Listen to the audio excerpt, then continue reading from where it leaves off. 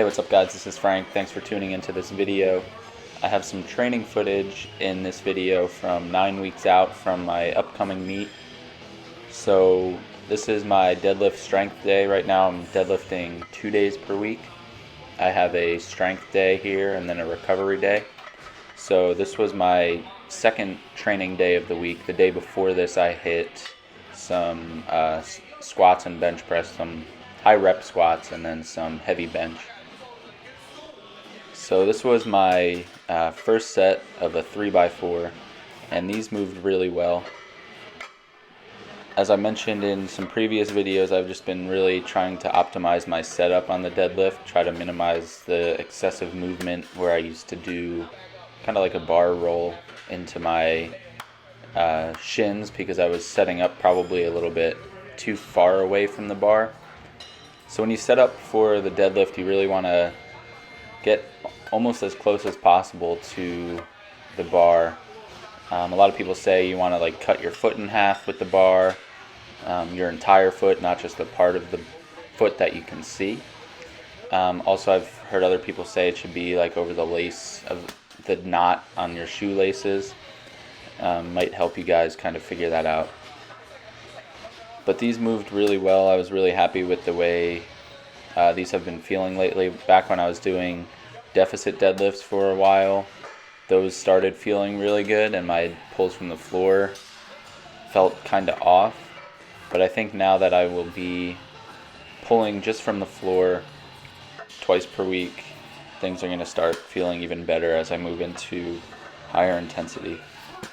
So this was my last set here, which I called an RPE 7. So this is the last rep.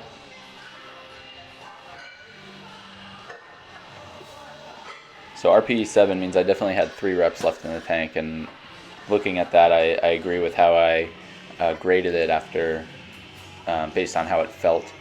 So this is squat recovery day, so I'm squatting 3 days per week. The day before this I hit hypertrophy, so like lower intensity than this. It was 65% for 3 sets of 10. So this is 70% just for a 3x3. Just to get some more form work in and just practice the movement, because that's what it comes down to really in powerlifting. You really need to be really comfortable with the movement. So getting as many reps in as possible is definitely a good thing without obviously hindering your recovery or your performance. Alright guys, what's going on? It's 4 o'clock on Wednesday. Just got home from work. Gonna get ready to go to the gym in a little bit, but I'm just gonna eat something really quickly. So far today I've had breakfast at like 5:30 in the morning, and then I had lunch around noon, which is usually my schedule during the week, and probably around 1,500 calories so far. So I usually have a little bit of a snack when I get home before I leave for the gym. Just something small. So what I typically do is just mix like some protein powder into a sludge and then throw some cereal in there just to get some protein and carbs before the gym, but not something too heavy where I have to like wait a while to digest. So BPI sent out this Whey HD, which is basically just a like a whey protein blend, pretty standard macros, 3 grams of fat, 4 carbs, and 25 grams of protein in a scoop. So this is the vanilla caramel flavor, which is pretty good. It's also third-party tested, which is something that Harry and I always recommend when you guys are buying protein powder, because a lot of times we've seen obviously on the internet like people who are companies that claim they have a certain amount of protein in their protein powder, but then they get tested and it ends up being like way less. So definitely a good thing here too. So I just mixed a scoop of that with some Cocoa Puffs. So I'm gonna eat that, get changed real quick, and probably leave for the gym within like 30 minutes. I'm also going to try these Best BC AA's from BPI because they also sent this out. I will let you guys know what I think of it in the voiceover. Okay, so back in the gym. This is Wednesday, so this was 2 days after my previous workout that you saw where I was hitting the heavy deadlifts and the light squats. So this is my squat strength day. which called for a 3x6 at 80% of my training max. So I have my knee sleeves and my belt on here, and on my recovery day I wasn't wearing either. It did feel kind of awkward squatting without my knee sleeves. I think I just left them at home accidentally that day. But as far as the belt goes, I usually try to hold off on wearing that until I get to 80% on my squats and deadlifts.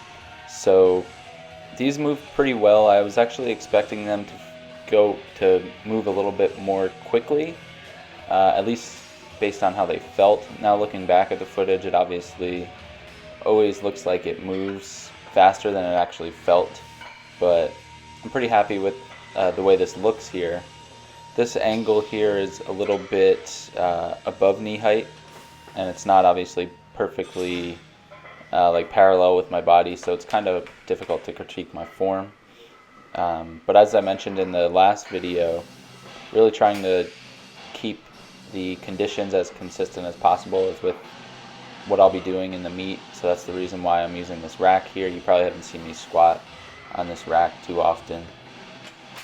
So that was set one, moved pretty well, like I said, not as quickly as I was expecting it to, but still pretty happy with the way it looked. So this is my third set here, my last set, and this one I called an RPE 9, so when we get to the last rep, you can let me know what you think. So as far as the BCAAs go, that I tried out for my workout, BCAAs aren't really something that Harry and I recommend or think are too helpful for most people, especially if you're getting enough protein intake, which the majority of us who are lifting weights for either strength or physique purposes typically get more than enough protein. For example, I had a scoop of whey right before I went to the gym, so that's gonna give me some BCAAs right there. It's a good source of BCAAs.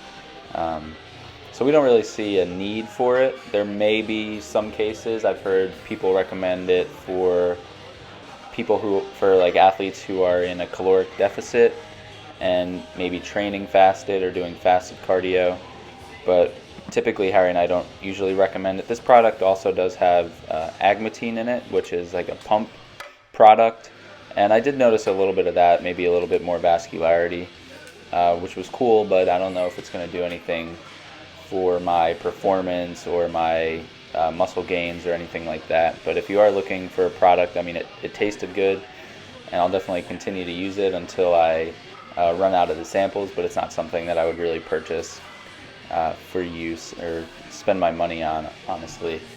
But if you're looking for something that's good for like an intra-workout BCAA source, tastes good and also has the agmatine, which is nice to give a little bit of a pump. So this is bench hypertrophy day, down to 65% for 4 sets of 10, so a decent amount of volume here, only working with 90 kilos or 198 pounds. So kind of humbling how difficult it felt. I mean, that was my last rep and it didn't look too bad, but it felt a little bit heavier. So my final day of the week, this is the next day, hitting deadlift recovery and some bench press recovery. So like I said, not putting a belt on or anything. This is 70% of my training max, and this was just 4 sets of 3, so pretty easy. Just got one more angle here for you. Pretty lucky to be able to have access to some really good training equipment. And if you guys do have access, I would recommend using it. Right here in this case, I didn't, just because it's kind of a pain for me to move all the weights around from the other side of the gym to this bench press. And one thing I noticed is that my setup on this bench feels way better because the height is actually different. So I'm glad that I noticed that, and I'm going to try to use the competition bench as much as possible. That way when I get to my meet, I can be comfortable on that bench versus it feeling a little bit awkward. So thanks if you guys made it this far into this video. Last thing I wanted to say was that BPI also sent us this 1MR Vortex pre-workout. It is 50 servings in here. So Harry and I, neither of us really take pre-workouts or really want to use it. So what we wanted to do was do a giveaway for you guys. So if you are interested in trying it out, just leave a comment down below and say you're interested, and we'll do like a random giveaway. You have to live in the United States, but other than that, if you guys are interested, leave a comment down below saying it, and then we will just pick a winner randomly and send you a tub of 50 servings of pre-workout. So thanks again for your support, and we will see you in the next video.